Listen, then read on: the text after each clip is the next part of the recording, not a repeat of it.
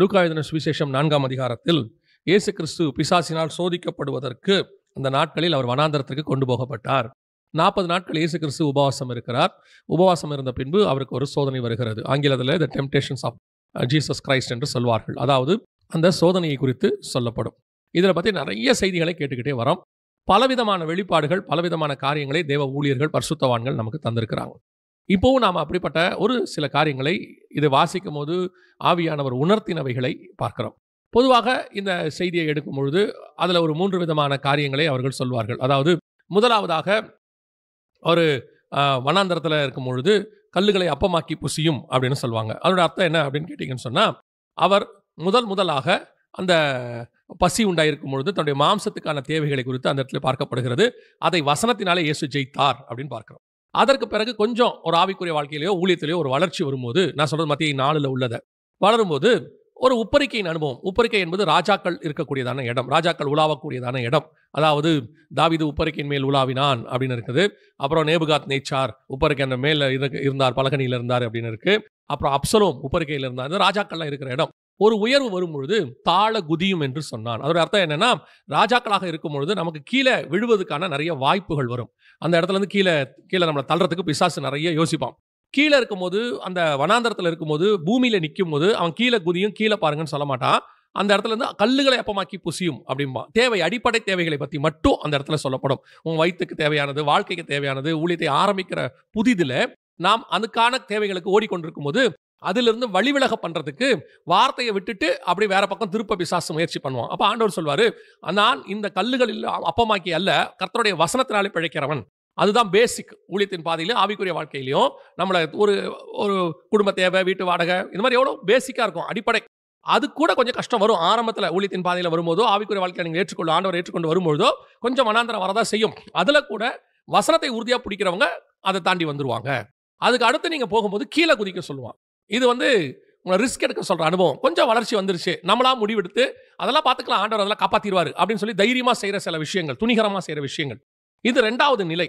இப்போ இதையும் இயேசு ஜெயிச்சிருவார். ஜெயிச்ச பிறகு 3வது மலைக்கு மேலே கூட்டிகிட்டு போவான். மத்திய 4 இருக்கு. மலைக்கு மேலே கூட்டிகிட்டு போவான். இப்போ கூட்டிகிட்டு போய் என்ன செய்வான் அப்படின்னு கேட்டிங்கன்னு சொன்னால், அந்த மலையில் இருக்கிற உலகத்தில் இருக்கிற எல்லா மகிமைகள், பட்டம், பதவி, ஆசை எல்லாத்தையும் காட்டுவான். இது எல்லாத்தையும் காட்டி, இது எல்லாத்தையும் உனக்கு நான் தரேன், என்ன மட்டும் பணிஞ்சுக்கொள்ளுங்க. இப்போ நாம பல நேரங்களிலே பிசாசு என்பது உலகத்தில் உண்டானதுக்கு, அதாவது கண்களின் இச்சை, ஜீவனத்தின் பெருமை, மாம்சத்தின் இச்சை, இவையெல்லாம் உலகத்தில் உண்டானவைகள். அந்த பிசாசுக்குரிய காரியங்கள் இதெல்லாம். இதை எல்லாத்தையும் காட்டி, இதை என்ன பணிஞ்சுக்கிட்டா இதெல்லாம் உனக்கு தருவேன் அப்படின்னு அர்த்தம். இது என்ன அப்படின்னு கேட்டீங்கன்னு சொன்னா, ஒரு பீரியட்ல நீங்க நல்ல ஆவிக்குரிய வாழ்க்கையிலோ ஊழியத்திலோ மேல வளர்ந்த பிறகு எல்லாம் உங்களை தேடி வரும். பட்டம், பதவி, பணம், ஆஸ்தி எல்லாம் வரும். அப்ப வரும்போது பிசாசு இதையெல்லாம் உங்களுக்கு வேணும்னா என்ன பண்ணிக்க சொல்லுவான். பல நேரத்தில் நீங்கள் அதுக்காக சில வளைஞ்சு கொடுக்க வேண்டியிருக்கும், உலகத்துக்கு பின்னாடி ஓட வேண்டியது இருக்கும். அந்த உலகத்தில் நீங்கள் கொஞ்சம் காம்ப்ரமைஸ் ஆக வேண்டியிருக்கும். எதெல்லாம் நீங்கள் அப்பத்தின் காலத்தில் காம்ப்ரமைஸ் ஆகாமல் இருந்தீங்களோ, ஆரம்பிக்கும் போது வைராக்கியமாக இருந்தீங்களோ, அதெல்லாம் விட்டு கொடுக்க வேண்டியிருக்கும். நீங்களே அதை செய்கிற மாதிரி இருக்கும். எதெல்லாம் செய்ய மாட்டேன் கர்த்தருக்கு நீங்கள் சொன்னீங்களோ, ஒரு 30-40 வருஷம் கழிச்சு நீங்களே அதை செய்வீங்க. அந்த இடத்துக்கு அது கொண்டு வந்துடும் பல நேரங்களில். அதான் உயரமான உன்னதமான மலையின் அனுபவம் அப்படின்னு அர்த்தம். மலைக்கு மேலே இருக்கும்போது ஜனங்க என்ன நினைப்பாங்கன்னா, மோசே மலைக்கு மேலே இருக்கிறாருன்னா ஆண்டவரோட பேசிட்டு இருக்கிறாரு அப்படின்னு நினைப்பாங்க. மலைக்கு மேலே இயேசு இருக்கிறாருன்னா ஆண்டவர் மர்ரூமாக மேலே போயிருக்கிறாரு அப்படின்னு நினைச்சுப்பாங்க. ஆனால் இங்கே பார்த்தா பிசாசு பேசிக்கிட்டு இருக்கோம். பல நேரங்களில் நீங்கள் ஆவிக்குரிய வாழ்க்கையில் வளர்ச்சியில் மேலே வரும்போது கூட பிசாசு சில ஆலோசனைகளை சொல்லும். அதனால தயவு செய்து இந்த 3 காரியங்கள் அதில் இருந்துச்சு. அந்த அப்பத்தை சாப்பிடும்போது கல்லுகளை அப்பமாக்கி புசியும்பான். கல்லு கீழே இருக்குது, இயேசுவை கீழே பார்க்க சொல்கிறான். இப்போ கொஞ்சம் உயரமாக போயிடாச்சு உப்பரைக்கைக்கு. அங்கே இருக்கும்போது சொல்லுவான் தாழ குதியும், கீழே குதிங்க, அடுத்து கீழே தான் பார்க்க சொல்கிறான். மலைக்கு மேலே கூட்டு போகிறான் உயரமா. இப்போ பூமியின் காரியங்கள் அங்கிருந்து பார்ப்பான், கீழே காட்டுவான். பிசாசு எப்பவுமே கீழானவைகளை மட்டும்தான் உங்களுக்கு காட்டுவான். பூமிக்குரியதான். நீங்கள் எவ்வளோ உயரம் போனாலும் அதுக்கு மேலே உங்களை பார்க்க விட மாட்டான், தலையை உயர்த்தவே விட மாட்டான், கீழே பார்க்க சொல்லுவான். ஆனால் பைபிள் சொல்லும் கீழானவைகள் அல்ல, எந்த நிலையில இருந்தாலும் நீங்க மேலேயே பார்க்கணும். நீங்க பூமியில இருக்கும்போது கூட என் ஆத்துமா மான்கள் நீரோடையை வாஞ்சிக்கிறது போல உம்மை வாஞ்சிக்கிறது மேலே பார்க்கணும். ஒரு படிக்கு மேலே போன பிறகு முழு இருதயத்தோடு உண்மை தேடுற அங்கே போயிடணும். கர்த்தருடைய நாளில் ஆவிக்குள்ளாகும் போது அவனுக்கு வானம் திறக்கப்பட்டது, மேலே பார்க்குறான். அவன் நல்லா கவனிச்சு பார்த்தீங்கன்னா, இங்கே இருக்கும்போது மேலே ஏற இயேசுவை பார்க்குறாங்க. கொஞ்சம் இவன் ஆவிக்குள்ளாகிற அனுபவம் வரும், அதுக்கு மேலே இருக்கிற பரலோகத்தை பார்க்குறான். மேலே மேலே பார்த்துக்கிட்டு போயிட்டே இருக்கணும். பிசாசு கீழே கீழே கீழே பார்க்க சொல்லிக்கிட்டே இருப்பான். கீழே பார்க்க சொல்றது பிசாசு தான், கர்த்தர் கிடையவே கிடையாது. மேலே பார்க்க சொல்றது தான் கர்த்தர். அல்லேலூயா. இது அதில் இருந்ததான ஒரு சத்தியம். லூக்கா எழுதின சுவிசேஷம் 4ஆம் அதிகாரத்தில் இந்த ஆர்டர் கொஞ்சம் மாறுது. இப்போ மத்தேயுல பார்த்தீங்கன்னு சொன்னால், முதல்ல அந்த இடத்துல வனாந்தரத்தில் போய் கல்லுகளை அப்பமாக்க சொன்னா, அடுத்து ஆலயத்தின் உப்பரிக்கையில பரிசுத்த நகரத்தின் உப்பரிக்கை அப்படின்னு இருக்கு, அங்க கூட்டிட்டு போனான்னு இருக்கு. அதுக்கு அடுத்து உயர்ந்த மலையின் மேல் அப்படின்னு இருக்கு மத்தேயுல வாசிக்கும் பொழுது. ஆனா லூக்கால வாசிக்கும் பொழுது இதுவே அப்படியே கொஞ்சம் ஆர்டர் மாறி இருந்துச்சு. அதுக்கும் காரணம் இருந்துச்சு. இப்ப நம்ம பார்த்தது மத்தேயு ஆவிக்குரிய சத்தியம், லூக்கால சொல்லப்பட்டதுக்கும் ஒரு ஆவிக்குரிய சத்தியம் இருந்துச்சு. அதுதான் ரொம்ப ஆச்சரியம் எனக்கு. ஆண்டவர் இந்த ஆர்டரை ஏன் மாத்தி வச்சாருங்கிறத இங்க வெளிப்படுத்தி கொடுத்தார். இங்க ஃபர்ஸ்ட் பாத்தீங்கன்னு சொன்னா லூக்கா 4:3 தேவனுடைய குமாரனையானால் இந்த கல் அப்பமாகும்படி சொல் என்றான். முதலாவதாக இயேசுக்கு வரப்பட்டதான சோதனை என்ன அப்படின்னு கேட்டீங்கன்னா, நம்ம எல்லாருக்கும் தெரிந்தபடி அவருக்கு பசி உண்டாயிற்று. ஒரு பசி இருக்கு. இந்த பசி என்ன? பொதுவாக 2 இடத்துல தான் இந்த மாதிரி நம்ம பார்க்கிறோம். சில 3 இடங்கள்ல இருக்கும். குறிப்பா 2 இடத்துல இயேசு கிறிஸ்து 2 இடத்துல இந்த மாதிரி பசி வருகிறது. ஒன்று இங்க, இன்னொன்று வந்து எருசலேமுக்கு நுழையும் பொழுது அத்தி மரத்தில் கனியை தேடினார் அப்படின்னு சொல்லி நம்ம பார்க்கிறோம். இந்த இடத்துல பசி வரும்போது 40 நாள் அவர் புசியாமல் இருக்கிறார், உபவாசம் இருக்கிறார். இருக்கும் பொழுது பிசாசு வந்து கல்லுகளை அப்பமாக்க சொல்றது. இது சாதாரணமாக பார்க்கறதுக்கான ஒரு மிக முக்கியமான ஒரு சம்பவமாக இருக்கு. ஆனால் இதுக்கு பின்னாடி நான் எப்பவும் ஒரு விஷயத்தை விசுவாசிப்பேன். என்னன்னா, இந்த வேதம் உள்ளது உள்ளபடி நமக்கு சொல்லுது அப்படின்னு சொன்னா அது சம்பவங்களின் தொகுப்பு அல்லது சரித்திர புத்தகமாக மாறிடும். ஆனால் இந்த வேதம் ஏன் அது பரிசுத்த வேதாகமம்னு சொல்லப்படுது அப்படின்னா, அதுக்கு பின்னாடி பரலோகத்தினுடைய திட்டமும் ரகசியமும் ஒன்று இருக்கும். அதை நீங்க கண்டுபிடிக்கணும், அதை எடுக்கணும். அதுதான் உங்க ஆவிக்குரிய வளர்ச்சியினுடைய அளவு. ஒரு கதையா சம்பவமா படிச்சுட்டு போனீங்கன்னா எல்லாருக்கும் படிக்கிற மாதிரி இது ஒரு புக்கு, உங்களுக்கு இது ஒரு சம்பவமா படிச்சுட்டு போயாச்சு. இல்ல இதுக்கு பின்னாடி என்ன இருக்கு அப்படிங்கிறத ஒரு ஆவிக்குரிய சத்தியம் வெளிப்பட்டாதான் நீங்கள் ஸ்பிரிச்சுவலா இதை படிக்கிறீங்கன்னு அர்த்தம். அதனாலதான் இதுக்கு பேர் பரிசுத்த வேதாகமம். இப்ப இயேசுக்கு 3 விதமான சோதனைகள் வைக்கப்படுகிறது. முதலாவது சோதனை எங்க வைக்கப்படுகிறது அப்படின்னு கேட்டீங்கன்னு சொன்னா, கல்லுகளை அப்பமாக்கி புசிக்கும்படிக்கு.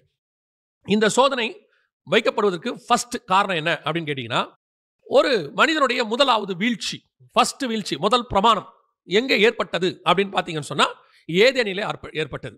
ஏதேனிலே ஏற்பட்டதான அந்த வீழ்ச்சி எதனால ஏற்பட்டது அப்படின்னு பார்த்தீங்கன்னா, இதே சம்பவம் அங்கேயும் அப்படியே வேற விதமா இருக்கிறத உங்களால பார்க்க முடியும். அதாவது இங்கே இயேசுகிட்ட அவன் வந்தான் வனாந்தரத்துக்கு, அங்கே தோட்டத்துக்குள்ள முதலாம் ஆதாம், இவர் 2ஆம் ஆதாம் வருகிறாங்க. வந்த உடனே அவரை பார்த்து சொல்ற வார்த்தை என்ன அப்படின்னா, அந்த ஆதாம் ஏவாள் 2 பேரை பார்த்து தான் அங்க சொல்ற வார்த்தை என்னன்னா, இந்த பழத்தை புசிங்க அப்படின்னு சொல்றான். இங்க இயேசுவை பார்த்து என்ன சொல்றான்? கல்லுகளை அப்பமாக்கி புசியும். 2 பேருக்கும் ஒண்ணுதான். இதை சாப்பிட்டீங்கன்னா, இப்ப இயேசு இதை சாப்பிட சொல்றான். ஏன்னா அவர் பசியில் இருக்கிறாரு, அதனால அவரை பார்த்து சாப்பிட சொல்றான். இது எதற்காக கொடுக்கப்பட்டது அப்படின்னு கேட்டீங்கன்னா, முதலாவதாக இப்ப இந்த கல்லுகளை அப்பமாக்கி இயேசு புசிக்க ஒருவேளை அவன் பேச்சை கேட்டு செஞ்சுட்டாருன்னா, அவனுக்கு கீழ்பட்டு அதை புசித்ததுக்கான அது அடையாளம். இப்ப இயேசுக்கு பசியும் இருக்கு, கல்லுகளை அப்பமாக்குகிற வல்லமையும் அவருக்கு. ஏன்னா அவர் மண்ணையே மனுஷனா மாத்தினவர். கல்ல அப்பமாக்குறது அவருக்கு ரொம்ப ஈஸி. ஆனால் இந்த இடத்துல வசனம் என்ன சொல்லுதுன்னா, 4வது வசனம் வாசிங்க. அவர் பிரதியுத்தரமாக, மனுஷன் அப்பத்தினாலே மாத்திரமல்ல ஒவ்வொரு வார்த்தையினாலும் பிழைப்பான் என்று எழுதி இருக்கிறது. இப்போ இவர் பிழைக்கிறதுக்கு, நீங்க பசி ஆயிட்டீங்க, இப்ப சாப்பிட்றதுக்கு ஒண்ணும் இல்லை, இந்த வனாந்தரத்துல நீங்க சாக போறீங்க, இந்த கல்லுகளை என்ன செய்யுங்க? அப்பமாக்கி சாப்பிட்டுடுங்க. ஏன்னா அவருக்கு அந்த வல்லமை இருக்குன்னு அவனுக்கு தெரியும். ஏன்னா அவர் ஏற்கனவே மண்ணையே பழமா மாத்தினவர், மண்ணையே மரமா மாத்தினவர், பூமியிலிருந்து முளைக்க பண்ணினார். அப்படிதான் இருக்குது. பூமியிலிருந்து எல்லாத்தையும் முளைக்க பண்ண தேவன் இவர்தான், தேவனாகிய கர்த்தர். அப்ப இவருக்கு ஒரு கல்ல அப்பமாக்க முடியாதா அப்படின்னா முடியும். அந்த அந்த அதிகாரம் அவருக்கு இருக்கு. இப்ப அவன் சொல்றான், இதை நீர் அப்பமாக்கி புசியும் அப்படின்னும் போது, முதலாம் ஆதாம் இவன் வார்த்தைக்கு கீழ்ப்படிந்து பழத்தை புசித்தான். ஆனா 2ஆம் ஆதாம் இவன் வார்த்தையை மறுத்தார். இதுதான் முதலாவது வெற்றி, முதல் பிரமாணம் அது. அதாவது ஓசியாவின் புஸ்தகத்தில் சொல்லும் பொழுது ஆண்டவர் சொல்றாரு, ஆதாம் என் உடன்படிக்கையை மீறினான் அப்படின்னு. என் உடன்படிக்கையை மீறின ஆதாமை போல அப்படின்னு வசனம் சொல்லும். அதோட அர்த்தம் என்னன்னா, கர்த்தர் அங்க ஒரு உடன்படிக்கை பண்ணியிருந்தாராம். என்ன உடன்படிக்கை பண்ணியிருந்தாரு? இந்த மொத்த ராஜ்யமும் நான் உனக்கு தரேன், சகலவற்றையும் நீ ஆண்டு கொள்ளு, ஆனா நீ ஒண்ணு மட்டும் செய்யணும். அதாவது பார்வன் வந்து யோசேப்பை பார்த்து ஒரு வார்த்தை சொல்லுவார், உங்க ஞாபகம் இருக்கும்னு நினைக்கிறேன். நீ வந்து எல்லாத்துக்கும் உனக்கு கீழ்பட்டு இருக்குது, சிங்காசனத்தில் மட்டும் நான் உனக்கு என்ன செய்வேன்? மேலாக இருப்பேன். அந்த மாதிரி ஆண்டவர் எல்லாத்தையும் ஆதாமுக்கு கீழ்படிச்சுட்டு, ஒரே ஒரு விஷயம் மட்டும் நீ சாப்பிடாத, இதுக்கு எனக்கு என் வார்த்தைக்கு நீ கீழ்படி, அவ்வளவுதான். இந்த மர விஷயத்துல என் வார்த்தைக்கு தான் நீ கீழ்படினோம் அப்படிங்கறத அங்க விஷயம். இப்ப அந்த ஒரு விஷயத்தை அவன் மேற்கொள்ளணும். யார் வந்து சொன்னாலும் அதை அவன் சாப்பிடக்கூடாது. எல்லாம் அவனுக்கு கீழ்பட்டு இருக்கு, இது ஒண்ணு மட்டும் கீழ்படியில. இதை அவன் வந்து என்ன செய்யணும்? மீறணும். அதாவது யார் வந்து சொன்னாலும் அதை மீறி சொல்லணும். மாட்டேன், நான் சாப்பிட மாட்டேன், நான் கர்த்தருக்கு கீழ்படுகிறவன் அப்படின்னு சொல்லணும்.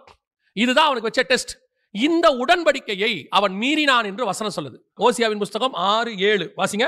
அவர்களோ ஆதாமை போல் உடன்படிக்கையை மீறி அங்கே விரோதமாய் துரோகம் பண்ணினார்கள். இந்த சாப்பிட்டதை தான் கர்த்தர் சொல்றாரு, உடன்படிக்கையை மீறி.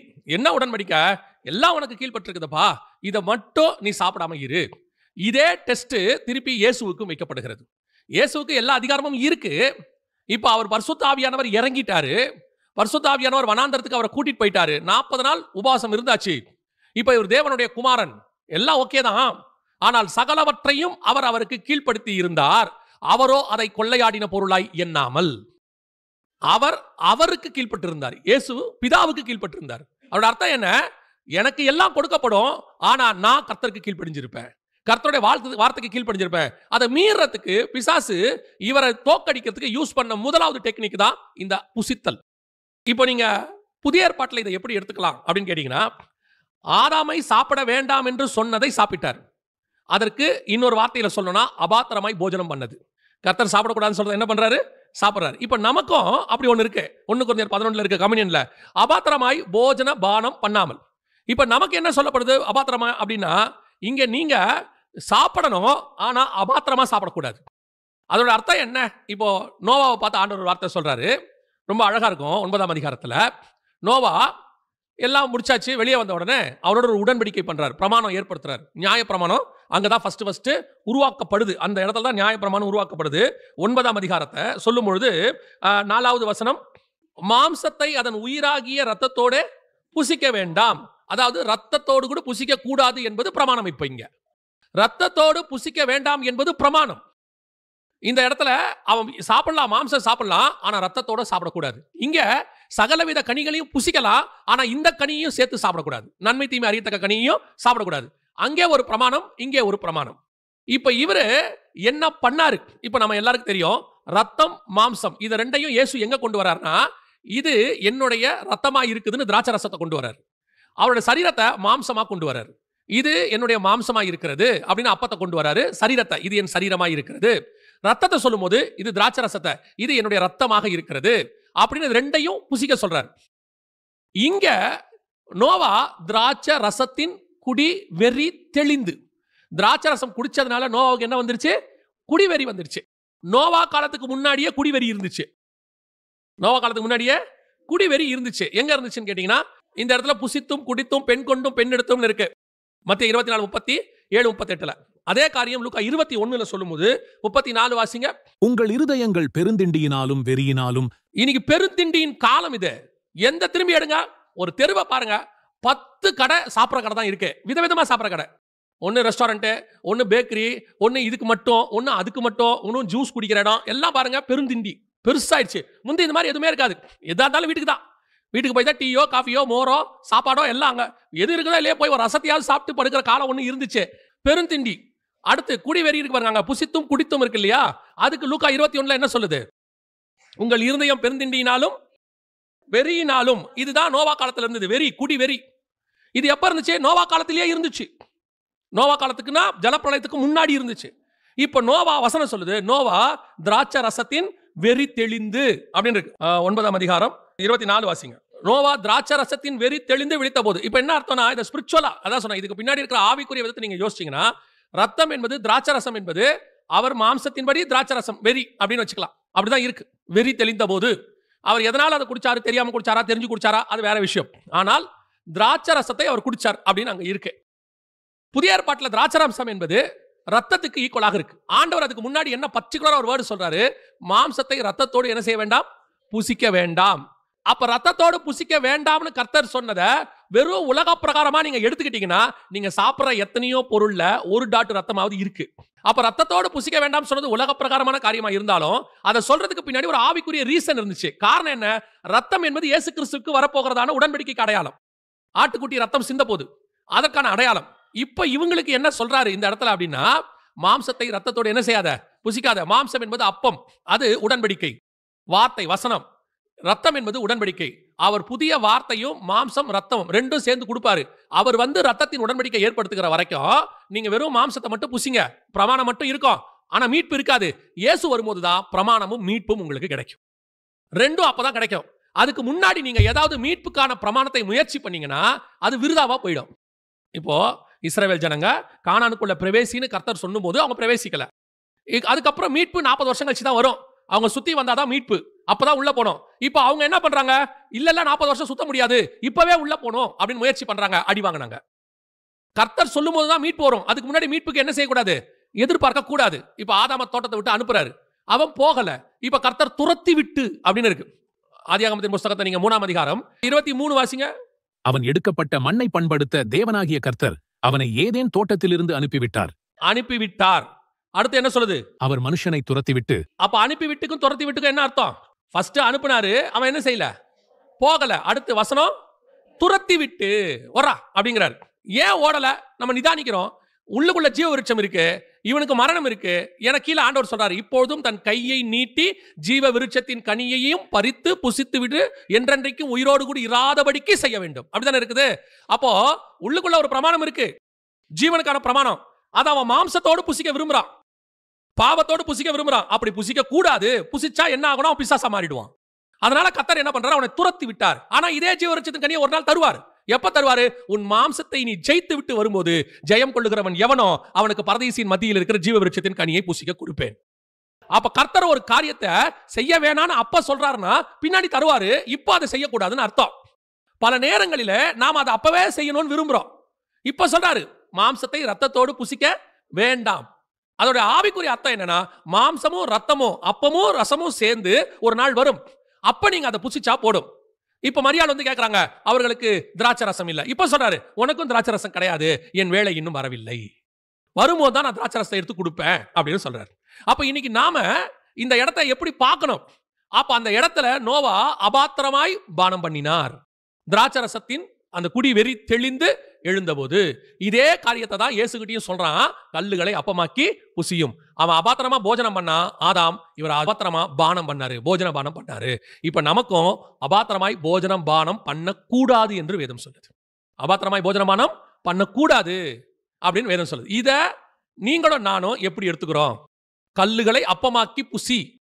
இப்ப இதே அளவுல வசனத்துல எனக்கு போஜனம் உண்டு, அதுலதான் நான் பிழைக்கிறேனே ஒழிய, நித்திய ஜீவனை பெற்றுக்கொள்கிறேனே ஒழிய இந்த கல்லை அப்பமாக்குறதுனால இல்ல. அவனுக்கு கர்த்தர் வசனத்தினாலே ஜெயிக்கிறார். அங்கே ஆதாம் தோத்தா, இங்க இயேசு ஜெயிச்சிட்டாரு. எதை வச்சு ஜெயிக்கிறாரு? இந்த இடத்துல பசிக்காக அந்த சண்டை அங்க நடக்கல. பார்க்கறதுக்கு பசி மாதிரி இருக்கு.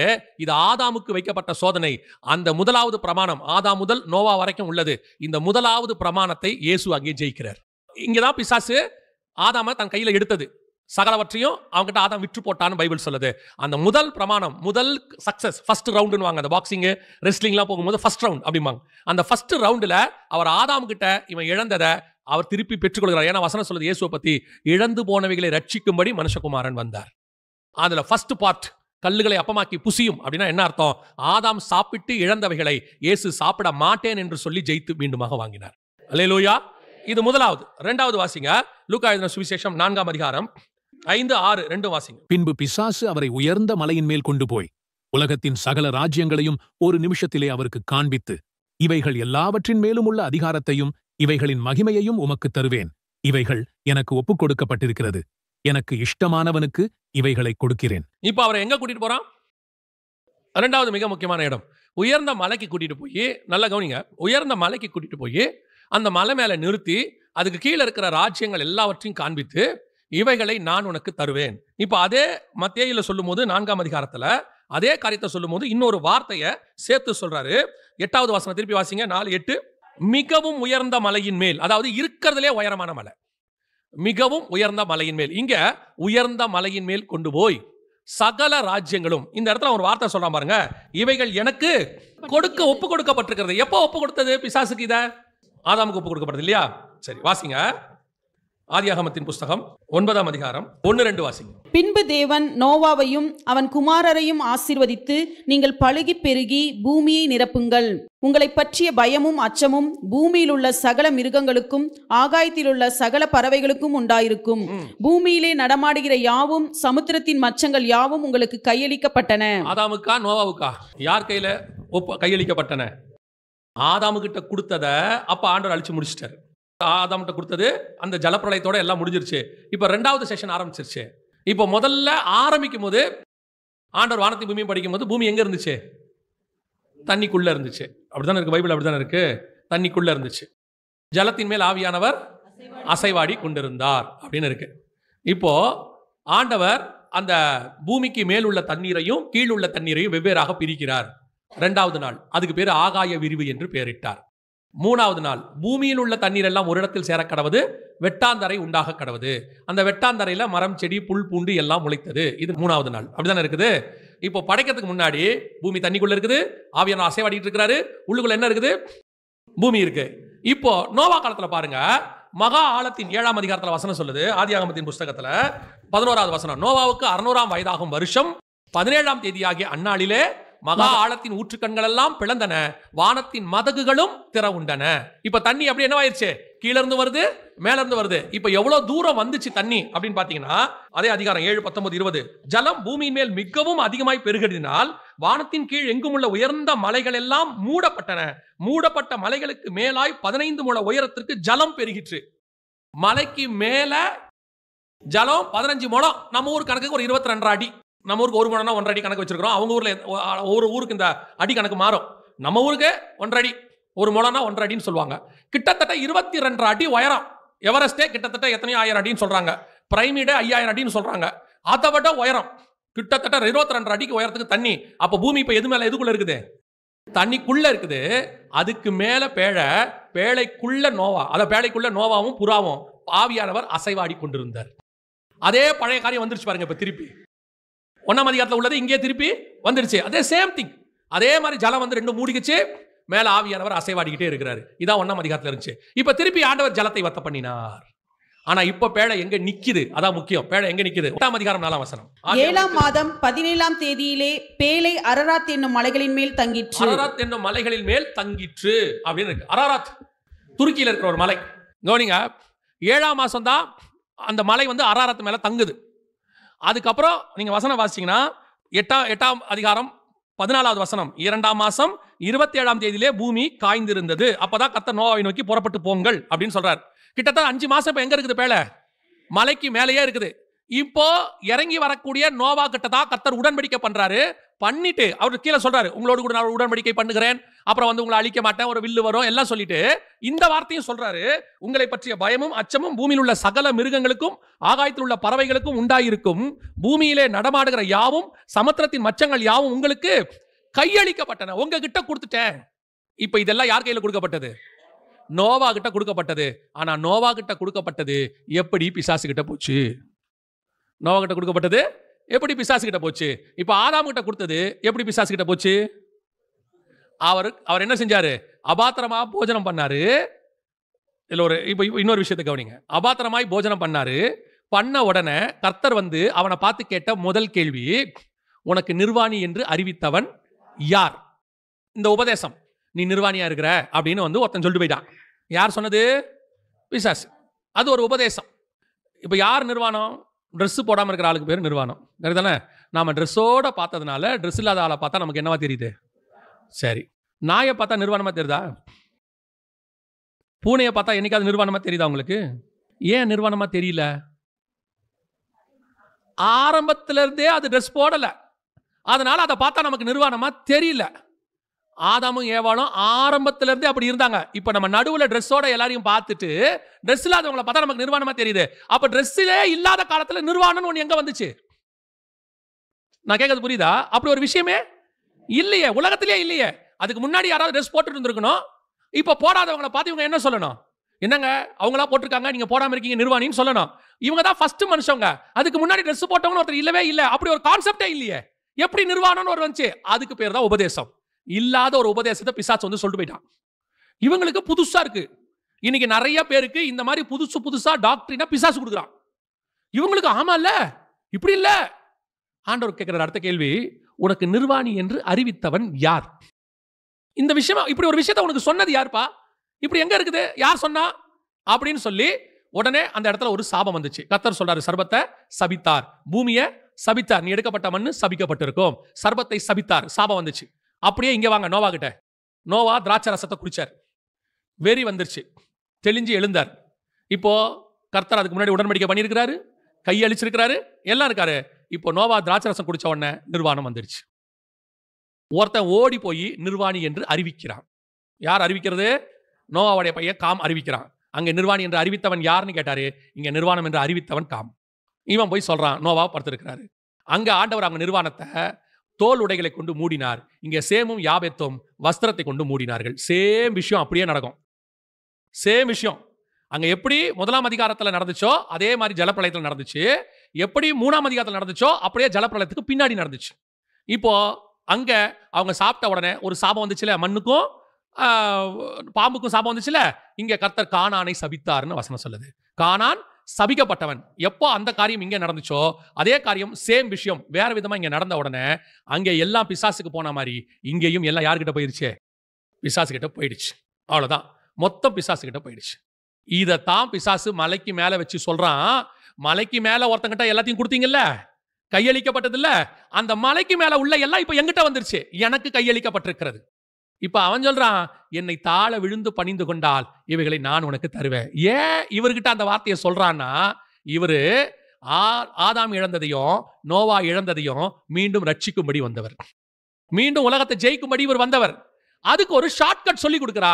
நீர் என்னை தாழ விழுந்து இதானே உங்களுக்கு வேணும், இந்த உலகத்தின் ராஜ்யமும் அதன் மகிமையும் உங்களுக்கு வேணும். இது எங்கிட்ட கையளிக்கப்பட்டிருக்கு, எங்கிட்ட வந்துருச்சு, எங்கிட்ட கை கொடுத்துட்டாங்க, எங்கிட்ட தான் இருக்கு. என்ன மட்டும் தாழ விழுந்து பணிஞ்சுக்கோங்க, நான் உங்களுக்கு தந்துறேன். இதோட அர்த்தம் என்ன?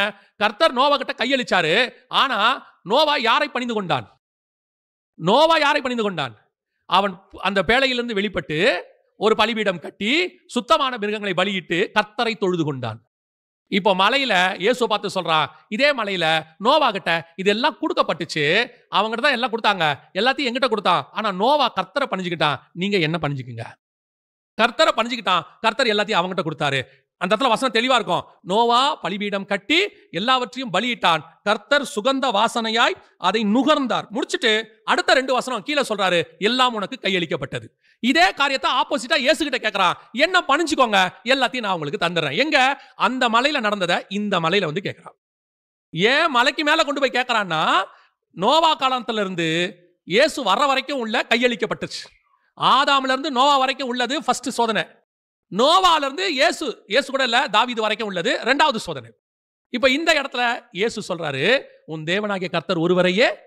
ஏன்னா இது உங்ககிட்ட கையளிக்கப்பட்டது, ஆனா இதோடைய சிருஷ்டிகர் கர்த்தர். அவர் நினைச்சார்னா திருப்பியும் அழிச்சிட்டு புதுசா உருவாக்கி இன்னொருத்தன் கையில அதை கொடுக்க முடியும். ஆதாம் கிட்ட கொடுத்தாரு, ஆதாம் உங்ககிட்ட கொடுத்துட்டான், ஆனா எல்லாத்தையும் கர்த்தர் அழிச்சு முடிச்சிட்டாரு. இப்ப உங்ககிட்ட என்ன இருக்குது? ஒண்ணுமே கிடையாது. இப்ப எதுவுமே உங்ககிட்ட இல்ல, எல்லாம் போச்சு. ஆனா இப்ப அது யார்கிட்ட இருக்கு தெரியுமா? ஒரு நீதிமானாகிய நோவாவின் கையில் இருக்கிறது. அவன் கையில திருப்பி கொடுத்தாரு. இப்ப அவன் திருப்பி நிர்வாணமாகி சாபம் வந்து எல்லாம் திருப்பி பழையபடி மாறிடுச்சு. இப்ப அது யார்கிட்ட இருக்கு? யார்கிட்டயும் இல்ல. இதைய திருப்பி அழிச்சு முடிச்சிட்டு இன்னொரு நீதிமான் கையில் கொடுக்கிற உன் தேவனாகிய கர்த்தரையே பணிந்து கொள்வாயாக. யார்கிட்ட இருக்குதோ அவங்ககிட்ட எல்லாம் பணிஞ்சுக்க முடியாது. இதை யார்கிட்ட கொடுக்கிறாரோ அவர்கிட்ட பணிஞ்சுக்கணும். அல்லேலூயா. அப்போ யாரை இதை இப்ப இயேசு என்ன சொல்றாரு? எனக்கு இது வேணும், இந்த உலகத்தின் ராஜ்யம் மகிமை. ஏன்னா எல்லாம் பிதாவுது. ஃபர்ஸ்ட் ஆதாம்கிட்ட கொடுத்தோம், நீ வாங்கிட்ட, நாங்க அழிச்சு முடிச்சிட்டோம். திருப்பி ஃப்ரெஷ் ஆக்கி நோவா கிட்ட கொடுத்தோம், அவங்ககிட்ட இருந்து நீ வாங்கிட்ட. இப்ப அவன் சொல்றான், 2 பேர்ட்ட இருந்து வாங்கிட்டேன்ல, இதை வாங்கத்தானே நீங்க வந்தீங்க, என்ன தாழ விழுந்து புரிஞ்சுக்கொள்ளுங்க, நான் உங்களுக்கு கொடுத்துறேன். இயேசு சொல்றாரு, உன் தேவனாகிய கர்த்தர் ஒருவரையே ஆராதனை செய்வாய். ஏன் தெரியுமா? இது இன்னொருத்தங்கிட்ட இருந்து நீ வாங்கினது, ஆனா இன்னொருத்தனுக்கும் உனக்கு ஒருத்தர் கொடுத்தாரு, அவரையே நான் பணிஞ்சுக்கிட்டு அவரே எனக்கு இது கொடுத்துருவார். பல நேரங்களிலே நம்ம மீடியேட்டர் தான் தேடி போறோம். அதிகாரத்திற்கும் ஆண்டு கொள்ளுதலுக்கும் என்ன வித்தியாசம்? அதே மாதிரி தான் பைபிள்ல 100க்கு அதிபதி இருக்கான். அவன் சொல்றான், ஒருவன் வா என்றால் வருகிறான், போ என்றால். இப்ப அவன்கிட்ட அந்த அதிகாரம் இருக்கு. ஆனா 100க்கு அதிபதி ஆளுகிற அதிகாரம் ஏரோது கையிலும் பிலாத்து கையிலும் இருந்துச்சு. புரியுதா உங்களுக்கு? இப்ப இந்த இடத்துல பிசாசு கையில் இருக்கிறது அதிகாரம், கையளிக்கப்பட்டது. ஆண்டு கொள்ளுகிறது கர்த்தர். புரியுதா உங்களுக்கு? இப்ப நீங்க அதிகாரி கிட்ட இருந்து வாங்கணுமா, ஆண்டு கொள்ளுகிறவர்கிட்ட இருந்து வாங்கணுமா? ஆண்டு கொள்ளுகிட்ட வந்து வாங்கணும். ஆனா அதிகாரி சொல்லுவான், பியூன் சொல்லுவான், என்ன சொல்லுவான் தெரியுமா? ஒரு 500 ரூபா கொடுங்க, நான் உங்களுக்கு சர்டிஃபிகேட் வாங்கி கொடுத்துறேன். அடுத்து அவன் சொல்லுவான், என்ன மீறி நீங்க வாங்கிடுவீங்களா? எப்படி வாங்குறீங்க நானும் பார்க்குறேன். பியூன்ட்ட சொல்லணும், இது பாரு, உனக்கு அவர் ஆண்டு கொள்றவர், அவர்கிட்ட வாங்குறது வாங்கி கொடுக்கறது உன் வேலையா கூட இருக்கும். ஆனா உள்ள உட்காந்துருக்காரு அவர் எங்க அப்பா, அவருக்கு நீ எனக்கு தேவையில்லை, நடுவில் நானே போய் நேரா அவர்கிட்ட வாங்கிப்பேன். அதைத்தான் இயேசு சொல்றாரு, உன் தேவனாகிய கர்த்தர் ஒருவரையே பணிந்து கொள்வாயாக. ஏன்? நீ வாங்கி கொடுக்கிறவன் அவர் நேரா கொடுக்கிறவர், அவர் அதிகாரி இல்ல, அவர் ஆண்டு கொள்ளுகிறவர். அல்லேலூயா. இதுக்கு தான் மலைக்கு மேல கூட்டிட்டு போனா. மலைக்கு மேல கூட்டிட்டு போய் ஏன் இந்த காரியத்தை காண்பித்தானா? இது மலையின் மேல் கொடுக்கப்பட்ட அதிகாரம். அந்த அதிகாரம் என் கையில இருக்கு. இதை நீங்க என்ன கேளுங்க, நான் வேணா உங்களுக்கு கொடுத்துறேன். எனக்கு தேவை நீங்க என்ன பணிஞ்சு கொண்டா மட்டும் போதும். அவர் சொல்றாரு, நோவா எந்த மலையில யாரை பணிஞ்சு இதை வாங்கினானோ அவரை பணிஞ்சே நான் அதை வாங்கிக்கிறேன், உன்னை பணிய மாட்டேன்னு அது கூட அர்த்தம். அல்லேலூயா. கடைசியாக இப்போ பிசாசு அந்த இடத்துல சொல்லுது, 4ஆம் அதிகாரம் லூக்கா எழுதின சுவிசேஷம் 9:10 வாசிங்க. அப்பொழுது அவன் அவரை எருசலேமுக்கு கொண்டு போய் தேவாலயத்து உப்பரிகையின் மேல் அவரை நிறுத்தி, நீர் தேவனுடைய குமாரனே ஆனால் இங்கே இருந்து தாளகுதியும், ஏனெனில் உம்மை காக்கும்படிக்கு தம்முடைய தூதர்களுக்கு உம்மை குறித்து கட்டளையிடுவார் என்றும், உமது பாதம் கல்லில் இடராதபடிக்கு அவர்கள் உம்மை கைகளில் ஏந்தி கொண்டு போவார்கள் என்றும் எழுதியிருக்கிறது என்று சொன்னான். நல்லா கவனிங்க, இது தேவாலயத்தின் உப்பரிக்கையின் மேல் கொண்டு போய் அப்படின்னு இருக்கு. இது இருக்கிறதுலையே மிக முக்கியமான லாஸ்ட் ஸ்டேஜ், தேவாலயத்தின் உப்பரிக்கை. இந்த தேவாலயத்தினுடைய உப்பரிக்கை என்பது எதை குறிக்கிறது அப்படின்னு கேட்டீங்கன்னா, ஆலயத்தினுடைய பலகனி. ஆலயத்தினுடைய பலகனி. இப்போ அந்த இடத்துக்கு போய் அங்கே இருந்து அவரை நிறுத்தி ஒரு வார்த்தை சொல்றான், இங்கிருந்து என்ன செய்யுங்க, தாழ குதிங்க. குதிச்சிங்கன்னா வசனம் சொல்லுது, உன் பாதம் கல்லில் இடாதபடிக்கு யாருக்கு கட்டளையிடுவார்? தூதர்களுக்கு கட்டளையிடுவார். இப்போ இவன் கூட்டிட்டு போனது, நான் முன்னாடி இந்த வசனத்தை படிச்சுட்டு இருக்கும்போது எனக்கு ஒன்று தோணுச்சு. என்ன அப்படின்னு கேட்டால், பலகனின்றது வந்து அரண்மனையில் வந்து தாவீது என்ன செய்கிறாரு, இந்த காரியத்தை செய்கிறாரு. அதுக்கு அடுத்து அப்சலோமு, நேபுகாத்நேச்சர், இதெல்லாம் அரண்மனையின் பலகனி, அரண்மனையின் பலகனி. ஆனால் இது என்ன சொல்லுதுன்னு பாருங்க. 4ஆம் அதிகாரம் மத்தேயு எழுதின சுவிசேஷத்தை வாசிங்க பார்ப்போம். அப்பொழுது பிசாசு அவரை பரிசுத்த நகரத்திற்கு கொண்டு போய் தேவாலயத்து உப்பரிகையின் மேல் அவரை நிறுத்தி. நல்ல கவனிங்க, இது அரண்மனையின் உப்பரிக்கை அல்ல. இந்த இடத்துல சொல்லப்பட்டது அரண்மனைக்கின் உப்பரிக்கை அல்ல. இங்கே சொல்லப்பட்டிருக்கிறது முழுக்க முழுக்க எதை பத்தி? தேவாலயத்தின் உப்பரிக்கை அல்லது பரிசுத்த நகரத்தின் உப்பரிக்கை. இப்ப இந்த பரிசுத்த நகரத்தின் உப்பரிக்கையில ராஜாவா வீற்றிருக்கிறது யாரு? நல்லா கவனிச்சுக்கொள்ளுங்க. பரிசுத்த நகரம் இது வந்து ஸ்பிரிச்சுவல். தேவாலயம் என்பது ஆவிக்குரிய காரியம். இந்த ஆவிக்குரிய காரியத்துல தேவாலயத்துல இயேசு வர்றதுக்கு முன்னாடி வரைக்கும் இந்த தேவாலயத்தின் உப்பரிக்கையோ அதுக்கு மேல யாருடைய கண்ட்ரோலுக்கு போயிருச்சு? முதல்ல ஆதாமிலிருந்து யார் வரைக்கும்? நோவா வரைக்கும். ரெண்டாவது நோவாவிலிருந்து தேவாலயம் உண்டாகிற வரைக்கும், சாலமோன் காலம் வரைக்கும் உள்ளதை யார்கிட்ட வந்துருச்சு? பிசாசுகிட்ட வந்துருச்சு. இப்ப தேவாலயம் ஸ்பிரிச்சுவல். இந்த தேவாலயத்தை கர்த்தர் கட்டினாரு, செருபாபேலை வச்சு கட்டினாரு. முந்தின மகிமையை பார்க்கலாம், பிந்தின ஆலயத்தின் மகிமை பெரிதாக இருக்கும்னு சொன்னாரு. அந்த ஆலயம் தான் அது தேவாலயத்தின் உப்பரிக்கை. எல்லா ஜனங்களாலும் விரும்பப்படுகிறவர் அதில் உலாவுவார்னு இருக்குது. ஒரு கல்லின் மேல் ஒரு கல் வைத்து கட்டப்பட்டதுன்னு ஆகாயில இருக்குது. இந்த தேவாலயத்தினுடைய உப்பரிக்கை, உப்பரிக்கைனா ராஜாக்கள் உலாவுகிற இடம். ஸோ இந்த தேவாலயத்தில் ராஜாவாக உலாவுகிறது யாரு? இப்ப யாருகிட்ட அது இருக்குது அப்படின்னு சொன்னா, எசேக்கியேல் புஸ்தகம் 8ஆம் அதிகாரம் 6வது வசனம் வாசி. அவர் என்னை நோக்கி, மனுபுத்திரனே, அவர்கள் செய்கிறதை காண்கிறாயா? என் பரிசுத்த ஸ்தலத்தை விட்டு என்னை தூரமாய் போக பண்ணும்படியான இஸ்ரவேல் வம்சத்தார் இங்கே செய்கிற மிகுந்த அருவருப்புகளை காண்கிறாய் அல்லவா? இதிலும் அதிக அருவருப்புகளை இன்னமும் காண்பாய் என்று சொல்லி. இப்போ இஸ்ரவேல் வம்சத்தார் செய்கிற மிகுந்த அருவருப்புகளை, ஏன்னா ஆலயத்துக்குள்ள யார் வந்துட்டா? பிசாசு வந்துருச்சு. பிசாசு வந்து உள்ளுக்குள்ள பிசாசு உட்கார்ந்திருக்கு. நீங்க அந்த 8ஆம் அதிகாரத்தை நீங்க வாசிக்கும் போது 3ஆம் வசனம் வாசிங்க. கைபோல் தோன்றினதை அவர் நீட்டி என் தலைமயிரை பிடித்து என்னை தூக்கினார். ஆவியானவர் என்னை பூமிக்கும் வானத்துக்கும் நடுவே கொண்டு போய் தேவ தரிசனத்திலே என்னை எருசலேமில் வடதிசைக்கு எதிரான உள்வாசலின் நடையிலே விட்டார். அங்கே எரிச்சல் உண்டாக்குகிற விக்கிரகத்தின் ஸ்தானம் இருந்தது. எரிச்சல் உண்டாக்குகிற விக்கிரகத்தின் ஸ்தானம் இருந்தது. எங்க இருந்துச்சு? தேவாலயத்துக்குள்ள இருந்துச்சு. இப்ப அந்த தேவாலயத்தை முழுக்க முழுக்க கர்த்தர் என்ன சொல்றாரு? இந்த தேவாலயத்துக்குள்ள அருவருப்பு வந்துடுச்சு. அந்த ஆலயம் முழுக்க முழுக்க பிசாசு கண்ட்ரோலுக்கு போயிடுச்சு. இப்ப இந்த ஆலயத்தின் காரியங்கள் எல்லாம் நடைபெற ஆரம்பிச்சிருச்சு. இப்ப இயேசு வரும்போதும் ஆலயம் எப்படிதான் இருக்குதுன்னா எல்லாம் ஸ்பிரிச்சுவலி பயங்கர காலி. இப்ப அவன் என்ன சொல்றான்? இந்த தேவாலயத்தின் உப்பரிகைக்கு மேல கொண்டு போயிட்டான். கொண்டு போயிட்டு ஆண்டவரை பார்த்து சொன்ன வார்த்தை தாழ குதியும். ஏன் அப்படின்னு கேட்டீங்கன்னா, எனக்கு நான் தியானிச்சதை உங்களுக்கு நான் சொல்றேன். எனக்கு இதை படிக்கும் போது ஒரு காலத்துல இந்த பிசாசு ஆண்டவருக்கு கீழே இருந்து, அவர் மேல சிங்காசனத்தில் உட்கார்ந்திருக்காரு, இவன் கீழே தேவனுக்கு முன்பாக நிற்கிறவனாக இருந்தான். கேரூப், காப்பாற்றுவதற்கு உண்டாக்கப்பட்ட கேரூப். இவனைத்தான் கர்த்தர் அங்கிருந்து கீழே தள்ளினார். இவர் தான் அவனை என்ன பண்ணியிருக்கிறாரு? கீழே தள்ளி இருக்கிறாரு. இவன் கர்த்தரை ஆராதிக்க வேண்டியவன், இரவும் பகலும் கர்த்தரை ஆராதிக்க வேண்டிய தூதன். ஆனா நடந்தது என்னன்னா, நான் ஆராதனை கூட்டத்துக்கு தலைவனாவேன். ஏசாயா தீர்க்கதரிசன புஸ்தகத்துல 14:13 வாசிங்க. நான் வானத்துக்கு ஏறுவேன், வானத்துக்கு ஏறுவேன், தேவனுடைய நட்சத்திரங்களுக்கு மேலாக என் சிங்காசனத்தை உயர்த்துவேன், வடபுறங்களில் உள்ள ஆராதனை கூட்டத்தின் பர்வதத்திலே வீற்றிருப்பேன் என்றும், நான் மேகங்களுக்கு மேலாக உன்னதங்களில் ஏறுவேன், உன்னதமானவருக்கு ஒப்பாவேன் என்றும் நீ உன் இருதயத்தில் சொன்னாயே. இப்ப இங்க நடந்தது என்ன? அதுல கொஞ்சம் வசனத்தை நல்லா கவனிச்சு பாருங்க. வடபுறத்தில் உள்ள ஆராதனை கூட்டத்தின் பர்வதம், இது சியோனில் இருக்கிறது, பரலோகத்தில் இருக்கிறத சொல்லப்பட்டிருக்கு. அதே மாதிரி பூமியிலையும் கர்த்தருக்கு வடபுறத்தில் ஒரு பர்வதத்தில் ஆராதனை ஸ்தலம் கர்த்தருக்கு இருக்கு. அது எதுன்னு கேட்டீங்கன்னா எருசலேம் தான் வடபுறத்தில் உள்ள நகரம். அங்க டெம்பிள் மவுண்டன் ஒரு மலை இருந்துச்சு. அந்த மலையில தான் தேவனுடைய ஆலயம் இருந்துச்சு. இப்ப அங்க வேற ஒண்ணு இருக்கு, அந்த இடத்துல ஆலயம் இருந்துச்சு. அந்த ஆலயத்தில் தான் கர்த்தர், செருபாபேல் ஆலயம் அதுதான், அதுலதான் கர்த்தர் உலாவிக்கிட்டு இருந்தார், அதுலதான் கர்த்தர் செஞ்சுக்கிட்டு இருந்தாரு, எல்லாம் நடந்துச்சு. அதுதான் செருபாபேல் ஆண்டவர் சொல்லுவாரு. இப்போ இதே மாதிரி பரலோகத்துல இருந்து அவன் கீழே தள்ளப்பட்டான். பரலோகத்துல 2வது வானத்துல இருந்து அவன் கீழே தள்ளப்பட்டு எதுக்காக? நான் அந்த இடத்துல ஆராதனை கூட தலைவனா இருப்பேன், நான் அந்த இடத்துல உட்காருவேன். அப்படி தள்ளப்பட்டவன் கீழே வந்து இங்க இருக்கிற மாடல், எருசலேம்ல இருக்கிற அவருடைய ஆலயத்தின் மாடல் எது? பரலோகத்தில் இருக்கக்கூடிய வடபுறத்தில் உள்ள சீயோன் பர்வதத்தில் இருக்கக்கூடியதான ஆலயம் மாதிரி இங்க வடபுறத்தில் உள்ள பர்வதம், இங்க எருசலேம் டெம்பிள் மவுண்ட்ல உள்ள ஆலயத்துல அவன் வந்து உட்காந்துக்கிட்டான். தள்ளின உடனே யூதர்களை ஏமாத்தி, இஸ்ரவேலை ஏமாத்தி சிலை வழிபாடு கொண்டு வந்து உள்ளுக்குள்ள உட்காந்துக்கிட்டான். இப்ப இவரு இதையும் ஜெயிக்கணும், இவர் இதையும் வாங்கணும். ஏன்னா இவரு யூதர்களுக்கு தேவனாக மாறணும், மேசியாவாக மாறணும். இப்ப 3வது இவர் கொண்டு போய் என்ன பண்றான்? நீங்க உருவாக்கி வடபுறத்தில் உள்ள இந்த நகரத்தை வாங்க தானே வந்தீங்க, என்னை எப்படி கீழே தள்ளினீங்களோ அதே வார்த்தை இவரை சொல்றா, கீழே குதியும். எந்த இடத்துல இருந்து குதிங்க? உங்க ஆராதனை ஸ்தலத்துல இருந்து கீழே குதிங்க. என்ன ஆராதனை ஸ்தலத்துல இருந்து கீழே தள்ளினீங்கல்ல, இப்ப இதுக்கு தானே வந்தீங்க, என்ன தள்ளினீங்க, நான் பாதாளத்துக்கு போயிட்டேன். உங்களை தான் நீங்க கீழே விழுந்தீங்கன்னா உங்களை காப்பாத்துறதுக்கு ஆள் இருக்குதே, உங்களுக்கு தான் தூதர்கள் 1000 பேர் இருக்கிறாங்களே, என்ன நீங்க தள்ளும் போது தூதரோட தள்ளிட்டீங்க, நான் கீழே வந்து விழுந்துட்டேன், பாதாளத்துல விழுந்துட்டேன், என்ன நான் இங்க இருக்கிறேன், ஆனா நீங்க விழுந்தா உங்களை தான் தூதர்கள் காப்பாத்துவாங்களே. அப்படி இவன் செய்ததை அவரை வைத்து செய்வதற்கு, ஏன்னா இவர் விரும்பினது அந்த ஆலயம் அவர் உலாவர ஆலயமாக இருக்கணும். இப்ப இயேசு சொன்னாரு, உன் தேவனாகிய கர்த்தரை பரிசித்து பாராதிருப்பாயாக, உன் தேவனாகிய கர்த்தரை பரிசித்து பாராதிருப்பாயாக. அதோட அர்த்தம் என்ன அப்படின்னு பாத்தீங்கன்னு சொன்னா, இதை வந்து நம்ம சோதிக்காத அப்படின்னு தமிழ்ல எடுத்துக்கிறோம் இல்லையா, சோதித்து பார்க்காத அப்படின்ற இருக்கு இல்லையா, அதே மாதிரிதான் டெஸ்ட் பண்ணக்கூடாது, ஆராதனை பண்ணக்கூடாது அப்படின்னு நம்ம சொல்றோம் இங்கிலீஷ்ல. அதே இன்னொரு வார்த்தை என்ன சொல்லுது அப்படின்னு கேட்டா, இந்த இடத்துல இருந்து அவரை ரிமூவ் பண்ண பாக்குறான். அவன் உப்பரிகையில இருந்து என்ன செய்ய பாக்குறான்?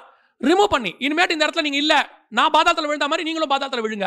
இப்ப இயேசு சொல்றாரு, உன் தேவனாகிய கர்த்தரை அவரை நீ என்ன செய்யாத?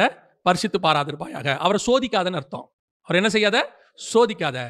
இப்போ எவ்வளவு ஒரு ஆச்சரியம் பாருங்க. இப்போ பிசாசு அவரை விட்டு விலகி போனான். வசனம் என்ன சொல்லுது அந்த இடத்துல?